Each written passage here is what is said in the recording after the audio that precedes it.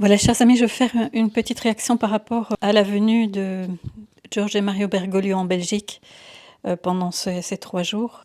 Il y a eu des choses positives, c'est-à-dire qu'il a parlé du roi Baudouin et a dit qu'il allait faire sa béatification. Nous savons bien sûr que comme il n'est pas le pape valide, tout ce qu'il fait est nul et non avenu, mais je suis sûre que cette béatification aura lieu un jour de façon tout à fait formelle. Je dois seulement vous faire comprendre, sans parler en mal de la personne, parce que c'est pas le but, que ce personnage cherche souvent à trouver l'approbation des foules, qu'elles soient dans un sens ou dans un autre. C'est-à-dire que ici en Belgique, il s'est rendu compte que les vrais catholiques belges sont des catholiques quand même très croyants, les très peu qui restent. Et donc, il fallait quand même leur faire une certaine opération de séduction, je dirais. Ça fait partie de la manipulation pour que tout le monde ensuite le suive dans les autres choses qu'il fera. Parce que vous voyez, ce même personnage a, en ce qui concerne ici le Vatican, l'Académie pontificale pour la vie que Jean-Paul II avait fondée.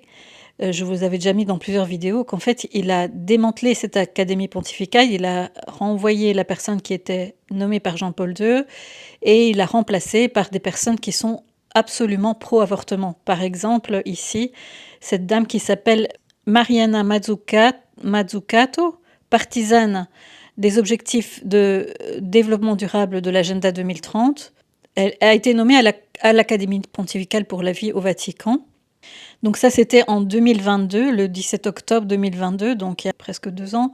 Voilà, elle est pro-avortement, membre de l'Académie pontificale pour la vie. Je vous mettrai ce lien de cet article ici dans la description de la vidéo. Elle a entre autres dit « Je me fiche que vous soyez chrétien, je me fiche ce que dit la Bible, j'ai l'impression que c'est un spectacle de clown. » Enfin bon, elle n'est pas du tout chrétienne, elle est athée convaincue, elle est pro-avortement et elle est nommée dans l'Académie pontificale pour la vie.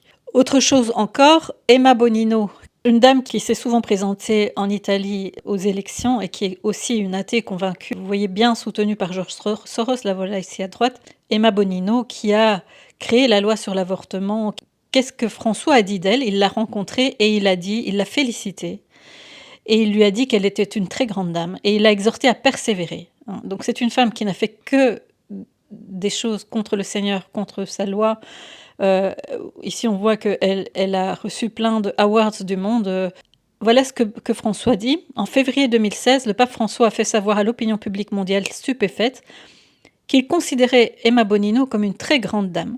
Au grand désarroi des catholiques interrogés à ce sujet, François a minimisé. Il est vrai qu'elle était une lobbyiste de l'avortement et qu'elle s'était elle-même accusée d'infanticide, mais patience, il faut regarder les personnes et ce qu'elles font. Il l'a même encouragée à prêcher dans les églises pour la culture de l'accueil de l'immigration de masse sans restriction. Il l'a rendue présentable au sein de l'Église, malgré qu'elle n'ait jamais eu aucun mot de regret pour ses actes et ses positions. Au contraire, continuer à défendre son intervention. Vous voyez, on lui donne la possibilité, la voilà ici à gauche, d'aller parler dans une église, on ferme le tabernacle. Ça, c'est les choses du temps de François. C'est toute la façon double dont il agit, cet homme. Si vous voulez, à l'un qui est pas croyant, qui est athée, il va dire oui, oui, tu peux rester comme tel, il n'y a pas besoin de te convertir, il n'y a pas d'enfer, Jésus n'est pas Dieu. Ça, c'est Eugenio Scalfari qui va dire ça. Et aux chrétiens, il va leur dire ce qu'ils veulent entendre. En fait, il va dire à chacun ce qu'il veut entendre pour avoir le consentement des masses et pour se faire aduler quelque part et ensuite emmener les gens vers les erreurs. Ça, c'est la méthode de Bergoglio. Alors, heureusement que pour la Belgique, nos prières au roi Baudouin et à la reine Fabiola ont fait en sorte qu'ils ne parlent pas trop négativement. Mais c'est important que chacun sache que c'est évidemment pour faire une opération de séduction, vu qu'il a compris à quel public il avait affaire dans les églises, en tout cas. En ce qui concerne l'Université catholique de Louvain, il a eu d'autres attaques de gens encore plus féroces qui demandaient des exigences LGBTQ beaucoup plus importantes. Mais dans les églises, il s'est bien rendu compte qu'il y a encore des Belges croyants. Voilà, on a encore des gens qui ont des anticorps contre l'athéisme et contre le manque de foi. Et ça, il fallait qu'il se les mette de son côté. Donc, il a agi, voilà, comme un manipulateur peut agir. Vous voyez, quand un manipulateur essaie d'avoir une victime, Il est d'abord dans la séduction vis-à-vis de lui, vis-à-vis de sa victime, et puis après, quand elle est vraiment piégée, alors là, il devient persécuteur. C'est typique de la façon d'agir du manipulateur. Le but est d'avoir le ressentiment. Et voilà, c'est le personnage, il ne faut pas le juger. Le Seigneur ne demande pas qu'on le juge, mais simplement qu'on ait le discernement dans la situation où nous sommes. Le discernement pour comprendre d'abord que, objectivement et canoniquement, il n'est pas le pape dans tout ce qu'il fait, même pour dire qu'il va faire avancer la cause de la béatification du roi Baudouin.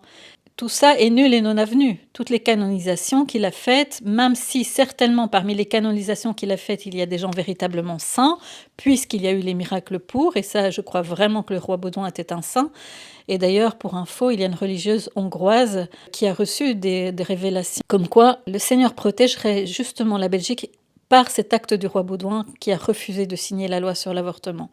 Donc nous avons là en effet un grand saint et que son acte a protégé la Belgique d'une certaine façon pendant les tribulations, pas complètement, mais on aura une certaine protection grâce au roi Baudouin. Donc continuons à prier le roi Baudouin pour que la foi ne s'éteigne pas dans notre Belgique, pour que les gens comprennent exactement ce qui se passe, comprennent que la démission de Benoît XVI est invalide. Et voilà, moi j'insiste encore et toujours, nous n'avons pas à dire, ni à juger, ni à casser du sucre sur le personnage qui est là-haut.